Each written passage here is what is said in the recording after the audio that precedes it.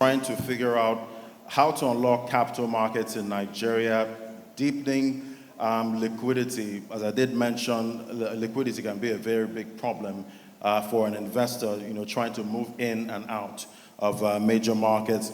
But I'll start with you now, Mr. Chiemeka, at this point, since I finally have you here. Liquidity, that's a big issue. I've heard some investors, that talked about the difficulty of getting in and out of, some asset classes, especially some stocks. At this point, what would you say are the biggest barriers to getting liquidity into Nigeria's capital market? All right, thank you very much. Let me start by thanking FSDH for inviting the NGX to be part of this conversation. Just from a Nigerian perspective, so our market today has a liquidity of around $27 million a day. Before now, last year we were around $60 million, and the year before around $8 million. So the liquidity keeps improving. And what we know as the barrier really is around listings. We currently have 146 listed companies. Even though we're a multi-asset exchange, we have over 322 listed securities. But the bulk of the liquidity, obviously, is the equities market, where the market cap is around 114 billion US dollars, which is really second to JSE in Africa. But we think that with more listings, we'll certainly have more participation in the market. We also think the institutional side of the investor base needs to be broadened from not just the domestic, also from international. Luckily, that has also improved as the FX liquidity in the country has also improved. So FX macroeconomic constraint can also be a factor limiting liquidity, but we're quite happy with this current government. They understand what international investors are looking for, so they've done quite a few reforms that have really helped the market, and we can see how the market has moved up significantly on the back of these reforms. We also think that allowing more access for retail investors is a key component of improving liquidity. We've seen the retail investor participation in our markets improve significantly. There's always that talk about 250 million people, but you'll be amazed to find out that the number of retail investors we have in the market is very small. Last year, the figure is about active retail investors, about 1.8 million people. Even though the activities have gone up from the usual 20%, it's now up to around 33%. But we think that access, digital access, bringing more retail investors into the market will certainly help improve liquidity. If we look at the capital market master plan, the figure there was 5 million active retail investors as at 2025, which we haven't been able to achieve. But I think that with what the SEC is doing, what the NGS is doing, a renewed commitment will certainly bring in more retail investors. I mean, the current figure we're looking at is about 30 million retail investors, and that will also help improve liquidity across different assets that we trade in the market. Right, thank you so much for that. And before I go to the next question, shout out to the NGX. We see the all-share index reaching levels we have never seen before. Extended trading hours to 4 p.m., even though it's stressful for me now to wait till that time to report the market, but we have more investors coming in for that. And also from T plus 21 back in the days, then T plus 3, well, now we have T plus 2. Please. Fantastic. So I'll come to you now. Mrs. Olutimayin, a wealth manager, definitely navigating these markets at this time, there's a problem, for me. I don't like bull markets, because most of the time, that's when you see investors that don't have that much experience. They rush in because everybody's claiming they've made so much money, and most of the time they come in at the top and they end up, holding a bag, at this point. we don't want them to have a bad experience, but for you, how do we keep investors in a good mood, even for new investors, and also unlock, liquidity, for these markets? Okay, thank you very much. Good afternoon, everyone. Thank you to FSDH also for the invite. First of all, I will say yes, these are remarkable times for us in Nigerian capital markets. We are seeing levels that we have never seen before. We are seeing a lot of excitement. We are getting calls from all over the world, people that haven't looked at the market since 2008, right? With the Dangote IPO coming up, we're also seeing interest even across Africa. People calling and saying, okay, they just want to have a piece of this Pan-African asset. But in the midst of it, I think that what we try to also preach is to tell people to stick to fundamentals. Because, people just get carried away because prices have moved 100, 300%. If you just think of MTN, last year, Q1, MTN was trading below 200 naira. Now MTN is trading over 800 naira. So when you just think about the returns that people have made, there's that excitement in the air, and then you just need to remind people again to go back to the whole good saying around fundamentals so that we don't get carried away. I know you talked about the issues around listing, where he talked about promoting new listing. But there are still other fundamental issues or structural issues that we need to also work on to improve liquidity in the market. Things around price mechanism, right? Right now, you need about 100,000 units to be able to change the price of a stock. Sometimes, beginners do not understand. They're just wondering, why did you buy this stock at so-so price? And then, again, there comes in investor education, things around investor education. So we need to up the game in terms of investor education. We need to also go back again and reassess this pricing mechanism. There was a time he worked for us, really. Maybe now, if things are getting so liquid, do we want to look at it that once prices change, once the stock trades, really, maybe it can really affect the price, as opposed to waiting for 100,000 units for the price. And then issues around people want to exit, but there's no demand. It boils down to this whole price mechanism. If, for example, I want to sell a stock and market says I can only sell it within a band of 10 plus and 10 minus, right, percent, is there a world where if that band is not there and I really want to get out and have cash, right, that I could be able to sell it at a price lower than that band? So I think there's a need to reassess it. But with all that is happening now and the excitement, we need to go back to things around fundamentals, investor education. If a beginner is calling me now and saying you want to invest in the market, a lot of the time I will tell you to just stick with the mutual funds. Because if you don't, most times you probably buy stocks at the high, right, when a lot of people are trying to exit. But if you are just trying to learn and trying to figure out what's happening in the stock market, you probably want to stick with the mutual funds. Right, you don't want to be exits, liquidity, but with your interactions with investors so far, are they getting smarter at this time? Because now we have earnings, out there. We see situations where some investors don't even understand what's happening, in those earnings. Are they getting smarter in your opinion?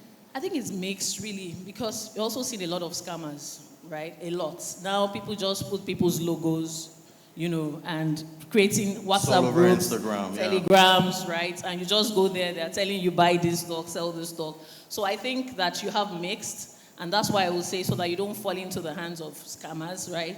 Just stick with a mutual fund. Buy a mutual fund if you don't know what to do yet, while you start to figure out, the whole thing around investor education. All right. Let me come to Mr. Kasim now.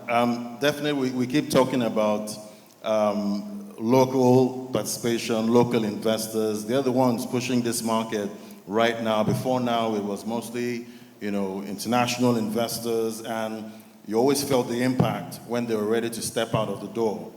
The markets will plunge. But now we have local investors majorly participating in this market. We love the local investors, but we still want the international, right? Yeah. What are you seeing there? How can we bring them back in? Yes, to answer your question directly, we love international. They add to liquidity. This is all about liquidity. And liquidity has improved significantly, over tenfold, as the MD of NGX has said. Last week, I think we did over $90 million last week alone. in revenue. So liquidity has improved significantly, and the locals can't do it alone. We need the foreigners to come. And how do we attract the foreigners? I think one thing that has helped us, and that the MD has also alluded to, is the stability in the FX markets. I think there was a time when one of the buzzwords was backlog, FX backlog. You don't hear it again. The foreign guys want to come in and exit seamlessly. They don't want to join a queue whilst leaving and lose value. So in attracting them, we need to ensure, one, our macro story is stable. It is currently. We need to ensure that our FX policy framework is also working. It is working currently. So you are seeing the foreign guys coming in. You also need to ensure that our liquidity infrastructure, Elile has alluded to some of the pricing mechanisms. Also, there was a time we had market makers, or we had a policy to bring in market makers. Is it a time to also look at that policy? Securities trading, or shorting securities, or borrowing and lending securities. That would also add to market liquidity. Is something we should. I know there's been discussions around that. I'm not sure if it's been finalized or not. That would also add significantly, because liquidity is a live wire of a market. We're going there. As Jude has said, the gold standard in Africa is the Johannesburg Stock Exchange. Last week, where we traded $90.3 million US, they traded $5.1 billion US. That's $1 billion a day. So we still have a huge room for improvement, and I think we can get there. We all just need to do our part. There needs to be trust. There needs to be infrastructure. There needs to be more and more players, and we need more quality listings. As Elile has rightly said, for the calls we get, 7 out of 10 inquiries are about Dangote Refinery. 7 out of 10 calls we get are about Dangote Refinery. So we need more quality listings. That would bring more investors to the market, more retail investors, institutional investors. You know, institutional investors, capital is not emotional. Capital is looking for a safe haven. So when I joined the finance industry, there's an acronym they taught us, SLI. So security, liquidity, as we've said, and yield. So institutional investors are looking for secure investments, liquid investments. There's no need going into an investment and you can't get out. There's no need saying you've made 40% year to date, and when it's time to get out, you can't get out. It's useless. And the third is yield. I know now a lot of people look at yield before the others, but how we were taught is look for something that is secure, liquid, and that the yield is perfect. So bringing all of this together, I think we can, one, keep the local investors interested and attract foreign investors. Right. We're not leaving the local investors. We need to we're keep not, them interested. We're not ignoring them. We need to keep them interested, Right. because it's a global market. Thanks to Yanmo and Co., people are trading U.S. securities. So you need to keep them interested, and the market has to be attractive enough for them. So it's not, you can't just assume that the local guys would always be here and you want to attract the foreign guys. You need to keep the local guys incentivized, interested, and then attract the foreign guys. All right, so let me take it to Mr. Chiemeka now. So definitely starting the first quarter of 2026, things started off quite rosy until February into March. Then we had the war in Iran. In Q1, did you see improvement when it comes to, foreign participation? And did you get nervous, seeing the war in Iran, maybe thinking, oh, this might put a spanner in the wheel of bringing in those foreign investors? So when we look at our market, the way it's configured today, it's largely domestic based in terms of the investors that invest in the market. Internationals, a few years back, it used to be 50-50 in terms of the secondary market activities. And that really wasn't good for our market because volatilities in international markets that had nothing to do with us ended up affecting us dramatically. We can remember COVID years. So some of the market micro structure that we have today is born out of the need to also protect the investors, given the fact that our market is not as robust and liquid as other markets. So it's very important to point that out. In terms of this 100,000 to move securities, it wasn't just plucked in the air.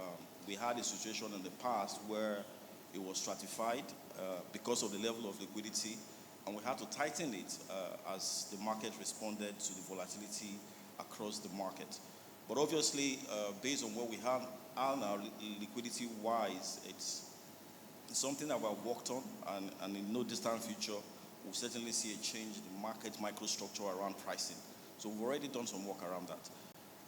Were we concerned about the international investor inflow into the country? No, not particularly, because the market itself has really become domesticated.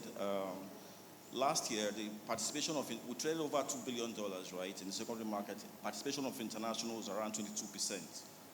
But this year, we've traded, interestingly, over $2 billion just for these few months. Wow. And the participation is around 13%. So the participation of internationals largely have been de-risked by the domestic improved participation in the market. And thanks to the PENCOM for taking that bold initiative of expanding the bracket for equity market investment by the PFAs. They've really done very well in coming to standing in the gap to improve domestic liquidity. If you think about what is driving interest in the capital market, it's not so much about the head mentality, which is obviously the market is going up, everybody's enthusiastically involved. Before now, we had a very high interest rate environment, so it was a no-brainer. If the 10-year government bond was somewhere around 20% in this market, so it was a no-brainer that all the assets were skewed towards fixed income. And for a long time, over 10 years, that was a plan, that was a play. But because of the aggressive reforms this government have done, we did see inflation coming down before this whole Iran issue.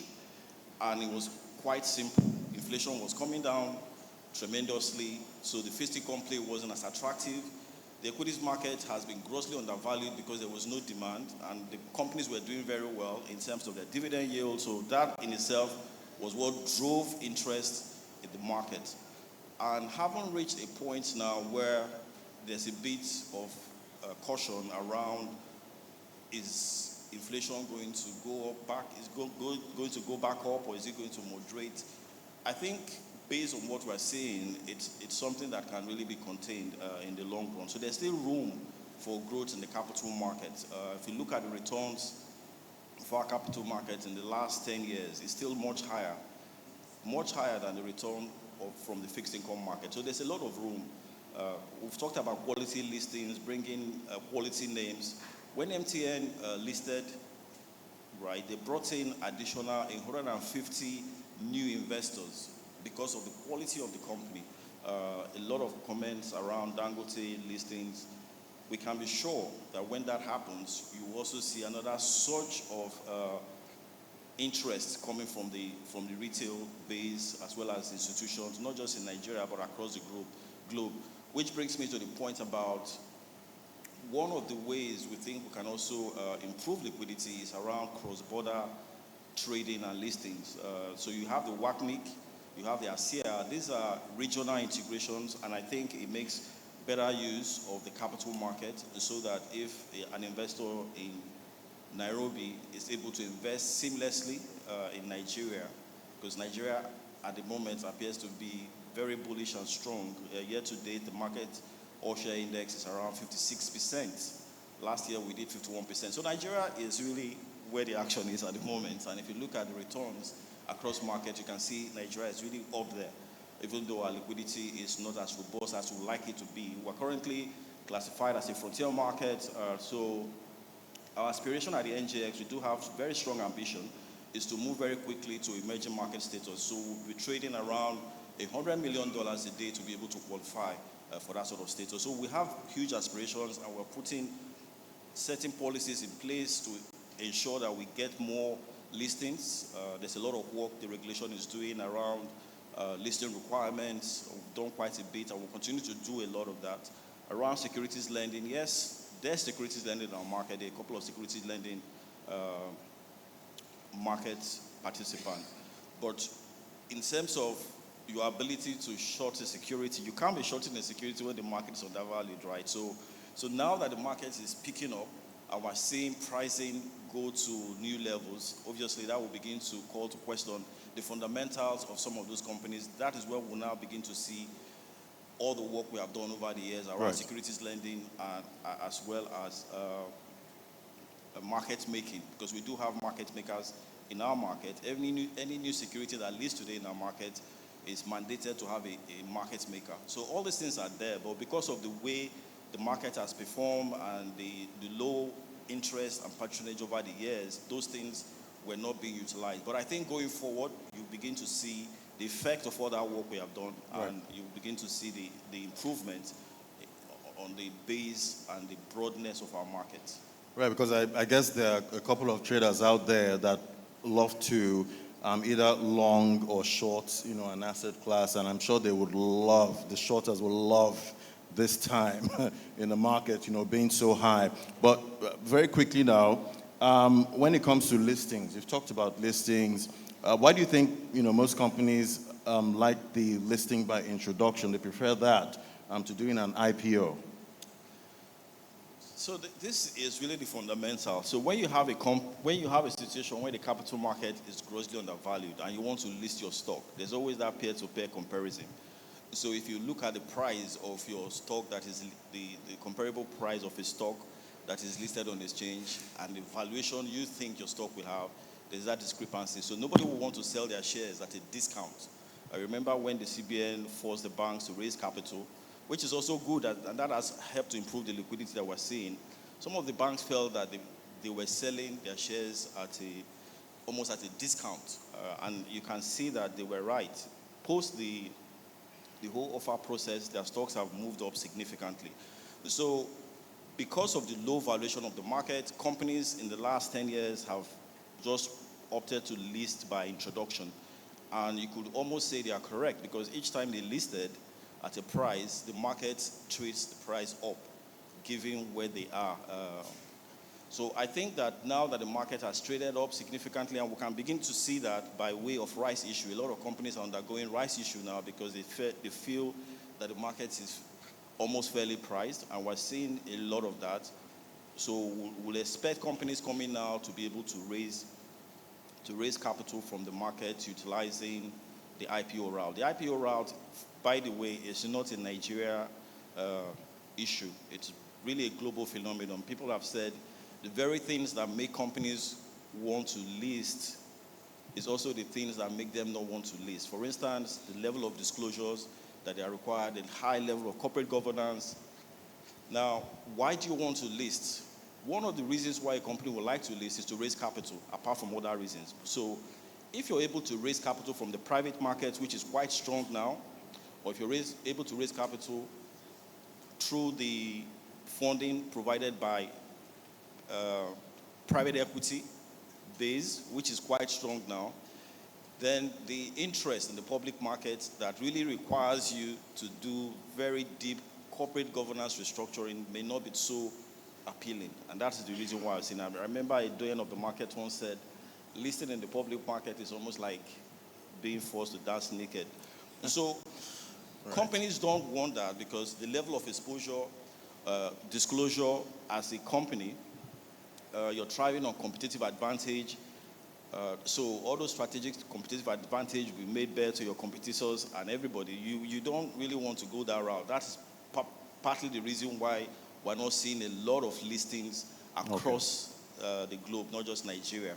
But I believe that with modernization and review of some of these listing requirements, reduction in terms of the governance structure, like London has done, it had to take a dramatic step, the Lord Hill review, to just change all their listing processes and reduce some of the hurdles to allow more listings. And we're beginning to see more listings come through. And we're doing something similar. Thankfully, we have a DG that is very aggressive, very knowledgeable about the market, and he is also promoting that we do something around reviewing the listing requirements to allow corporates to list in a way that will not force them out of the market. So a lot of things are happening back end, and we'll begin, sooner or later, we'll see the effect of all this work that the ecosystem has been doing. All right, we'll definitely be looking out for that, and hopefully we'll see more IPOs going forward. I'll come to you now, Elile. So we've been talking a lot about collaboration. What does collaboration look like, between the regulator, capital market operators, investors? What does that look like for you? I think that has significantly improved, right? Again, I think that we have regulators that are listening. He talked about the current DG of the SEC that's very aggressive and hands-on. Just even looking at our capital market committee meetings, the quality of that meeting has significantly also improved. People are held more accountable. And you can just see, we talked about, I think last year, the first meeting, we had talked about moving to T+2, and that has happened. And now the conversation again is, let's take it a notch higher to T+1, and that's, again... I'm waiting for T. And that's, again, we're seeing that progress. Conversations around digital assets. We saw ISA last year, the enactment of the ISA 2025. So I think that there's a lot that is happening in terms of regulation. You can't do that level of work without collaboration, just that we can always take it a notch higher in terms of operators. We have meeting with, I always tell Jude that we are all working for him, and really we're all working for him, right? We can't make that much progress without collaborating and working together. I think what we need to do is, how do we digitally transform the entire capital market ecosystem?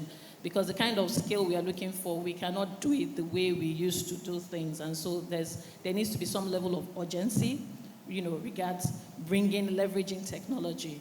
And I think we're even seeing more and more fintechs trying to collaborate with traditional firms in terms of, because they have the technology, they're able to scale, and then we probably have the knowledge, and regulation, and we are seeing more and more of that collaboration. But I think that we can always take it a notch higher, but we've done well so far. Yeah, it's great to see improvement. Definitely, we're hoping for much more going forward. So, Mr. Kasim, when we look at reforms at this point, we've seen a lot of reforms so far in Nigeria.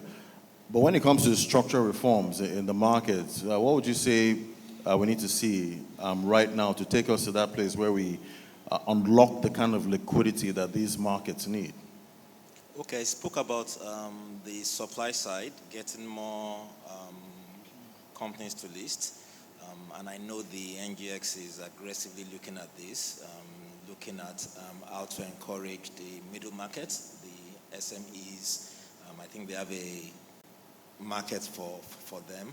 So listing requirements, I guess, the free float. You'd be surprised there are companies that have 1 billion units in issue. The core investor has about 70%. So there's only 300 million units to be traded by all of us. The PFAs have probably bought about half of that. So there's really not enough of that shares to go round. So it's something I think the NGX probably needs to look at. Elile has spoken about pricing, the 10% band, because at times you want to get out. Pricing is, you want to get out, and those restrictions do not allow you to exit. if you want to get out at minus 15%, minus 20%, if there is a provision for it, I think that improves liquidity. Anything that allows trades to take place. I've spoken about securities lending and borrowing. I've spoken about market makers. Of course, they need capital, but I think frameworks to bring them to the market are things we should look at. All right, so we have a lot of people that investors, some new, some they've invested in the past, and they've had to go through the bad experience of the crash. And most of the time, they tell me, Laddie, I can't come into this market again, or I was burnt, the last time. But I try to encourage them. I say, this time is different.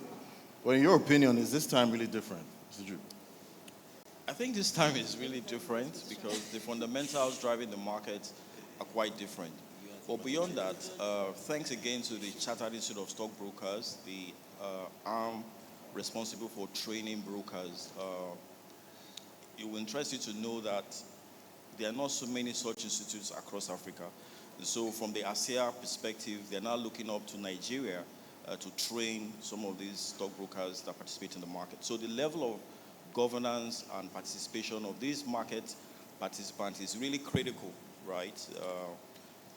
The institute will say our word is our bond, but you can't really lead someone if you're not well schooled yourself. And so there's a lot of education going on within that space to be able to help investors. And investors themselves were engaging in all kinds of investor education, all kinds of awareness, working with training license holders, so that investors are not just carried away by the head mentality, all right? So if you're 60 years plus, you should really know where you should be playing, right? And that's part of the reason is why we are moving into a multi-asset exchange instead of just focusing on one asset class. So today, we're introducing commercial papers, and investors can actually trade commercial papers now, and that area is also catching on very fast, just to allow investors that have lower risk appetite to be able to find products to trade. For the young ones, largely the bulk of the population who are looking for a lot of risk, these are people who trade crypto and FX, also creating products that can match the sort of return that they are looking for. The Nigerian depository receipt is a good product that will allow people to invest in Naira, but the underlying asset is a dollar instrument. So that also will help investors moderate around FX volatility. Derivatives is one market that hasn't really picked up as expected, but I think that is because of the need. So as the market becomes highly priced, like we're saying, then the need for derivatives product to de-risk will certainly come on board. Today, we have launched the NGX index futures. We haven't seen much liquidity around it, so we're looking now to go into the single stock futures. And so if you think a stock is grossly or highly priced, you can now buy the derivatives of it. So we'll soon be launching the single stock futures, and I think the SEC also committed to developing the derivatives market. So all of these things will really help to ensure that what happened before will not happen again. On the regulatory side, this is really no time for investors or market participants to try to push the envelope to see whether they will be caught or whether they will be dealt with. It's a risk-based supervisory process, and the RECO is very hands-on.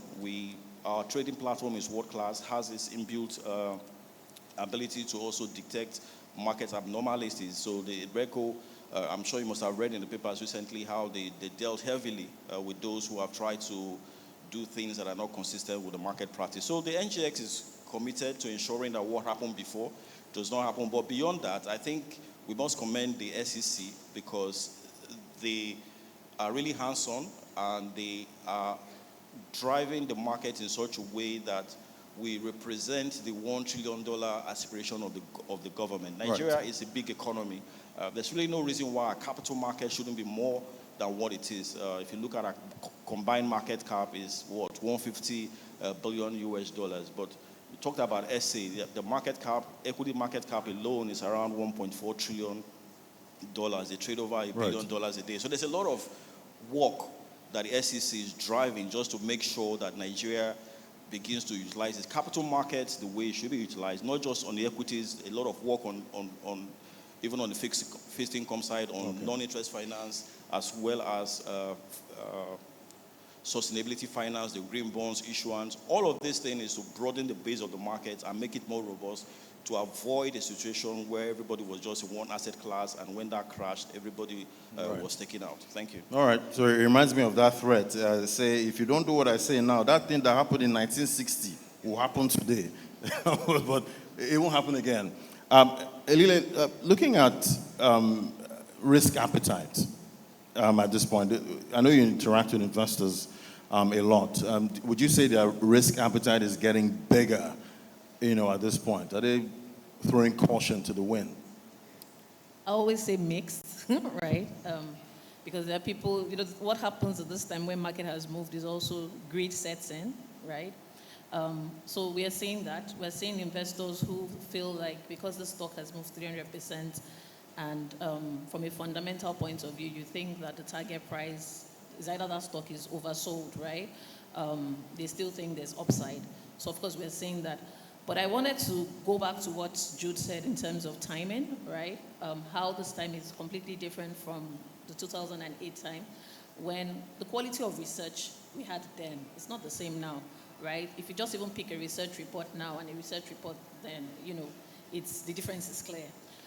Quality of participation we also had then, we didn't have a lot of foreign investors that we have now compared to that time, right? So the level of engagement we get from even foreign investors, the CEO of NGX will tell you that even sometimes foreign investors are saying this is not how it's done in other markets, because they are comparing your market as a frontier market with another frontier market. They're looking at Nigeria versus Morocco versus, so the onus is also on us. So I just wanted to just echo that part that, there's been a lot of progress. If you just even think about certificates, holding paper certificates and trying to dematerialize that, a lot of things have really moved.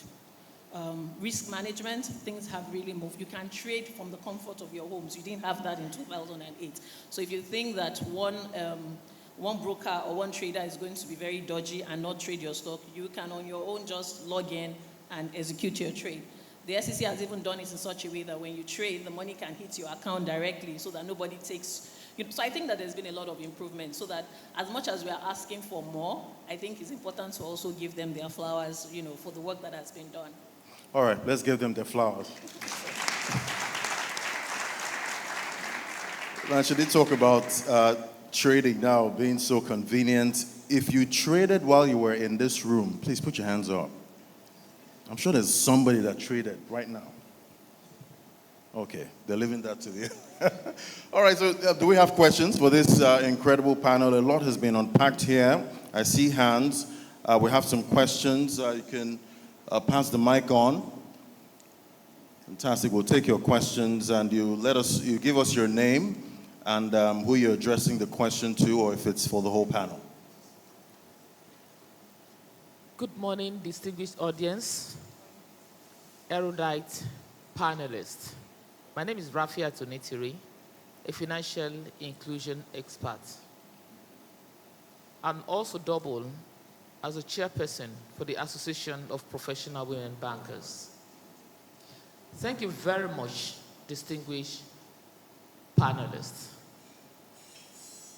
As a financial inclusion person, I'm an advocate for the MSME sector.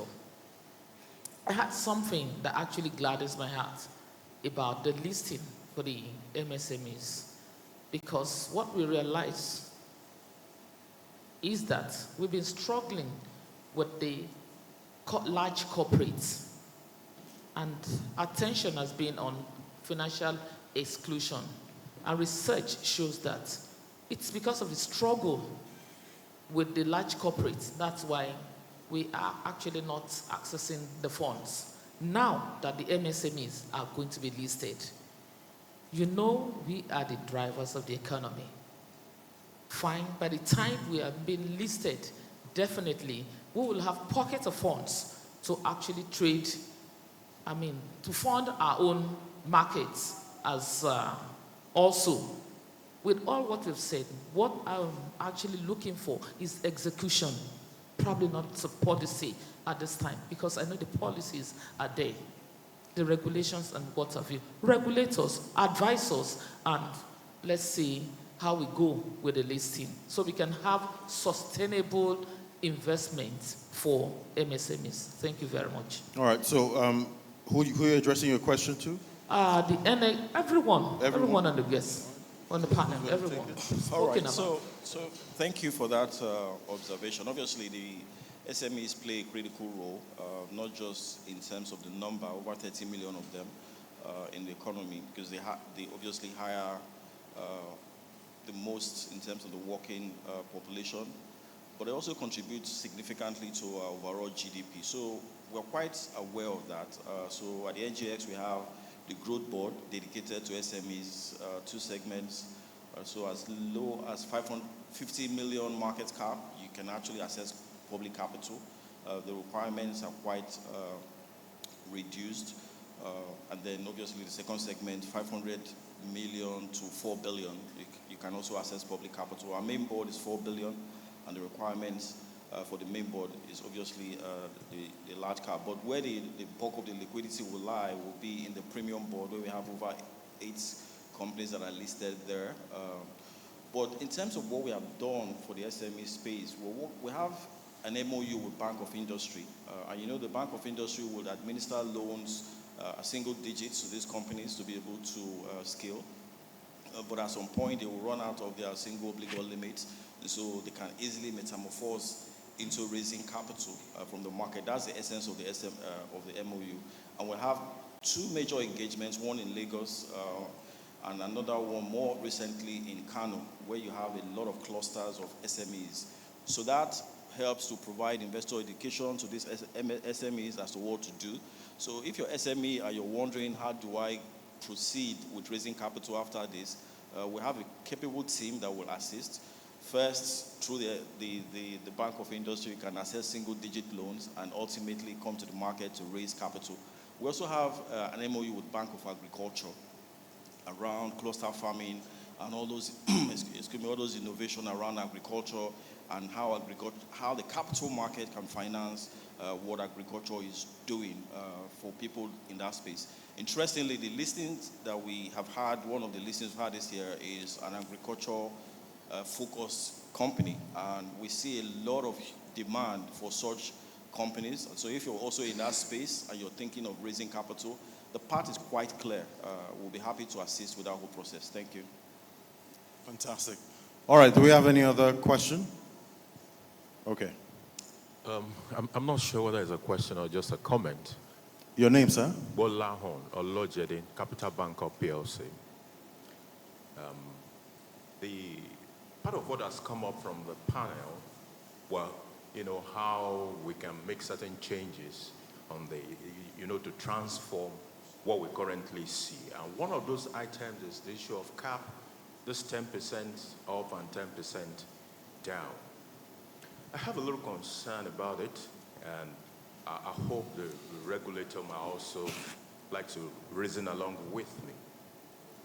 The market has grown tremendously. There is absolutely no doubt about that. But at $70 billion size, vis-a-vis, say, a JSC of $1.5 trillion, we have to be careful about what could be the impact of, you know, lifting those caps and allowing huge price volatility opportunities in the market. So the focus of my comment is actually for the regulator, because as those push comes, you now have to balance the growth that we are seeing vis-a-vis what will be the impact of removing those guidelines as it is right now. Can I comment on that? You can comment and you can follow through. Okay. So thank you for that observation. So from our side, it's not an activity that we do just based on what people have said.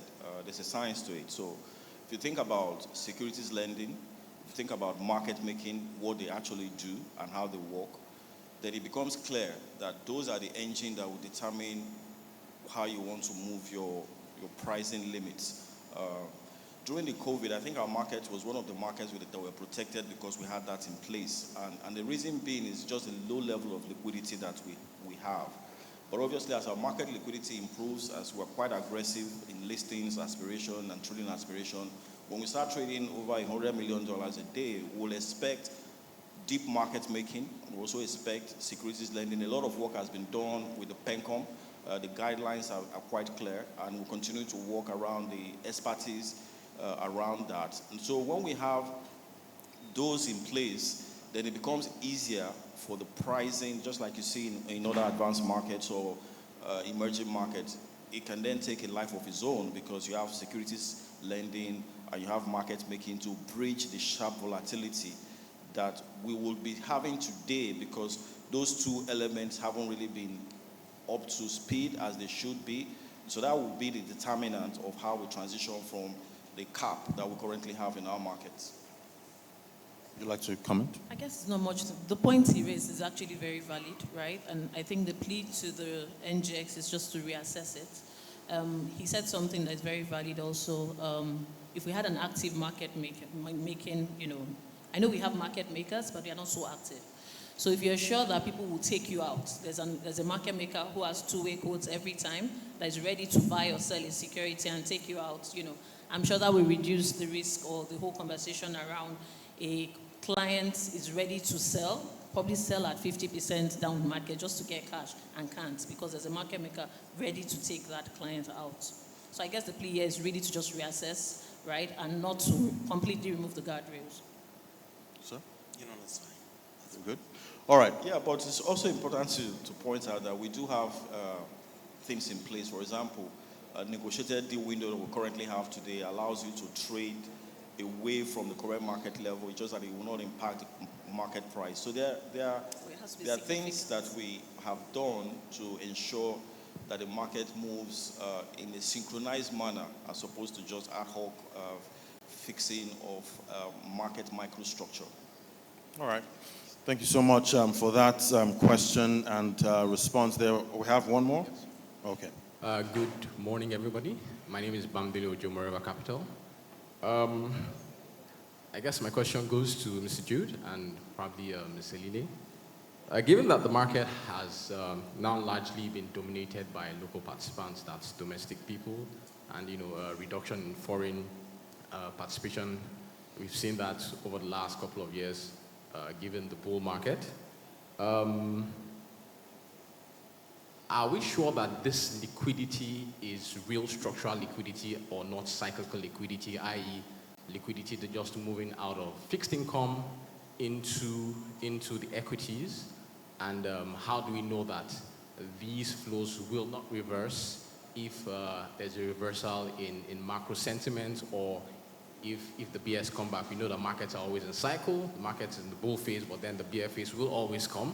So when the bear phase comes, how do we know that this liquidity will remain? Or what can we put in place to ensure that the liquidity still remains? Thank you. Want to jump on that? Okay. So I think that's part of the reason why you always want to have a broad base in terms of investors, because each segment plays a key role. I'm not reluctant to have foreign investors. I'll speak for myself. I think the next trigger I would like to see in the market to maintain this level of liquidity is foreign investors. And so I was glad when I saw that we are readmitted into the FTSE index, right? We're awaiting the MSCI review again, and it will also be very positive if we see that we are also admitted into the MSCI. Because there's a role that foreign investors actually play. Sometimes you want to get out, the only people that can get you out are actually these foreign investors. The quantity and size of shares that they buy is actually very significant. Some of them won't even buy a particular stock because it doesn't have a certain level of free floats, right? So I think that there's a role that they play. You will always have free mixed multitudes. People who will go there rotate because fixed income is relatively low and they're willing to take that equity risk. So I think that we don't have control over that. I think what we need to make sure that we do is have a decent broad base of investors where they're actively all playing their role. People will always move. Everybody's chasing alpha. like you said, capital moves where there is return, really. So if it is in fixed income today, most people are moving there. And then maybe that's where, the likes of institutional investors like PFAs, insurance companies, that's where they come in. When you have long-term patient capital, right, that has increased allocation to equities too, that can also play some significant support. All right, thank you so much for your questions and for your responses. So far, it's been an incredible panel. Thank you for sharing this knowledge, and we do hope for a very liquid market going forward. Thank you so much. Please put your hands together for this panel. And thank you to you, Ladi, for steering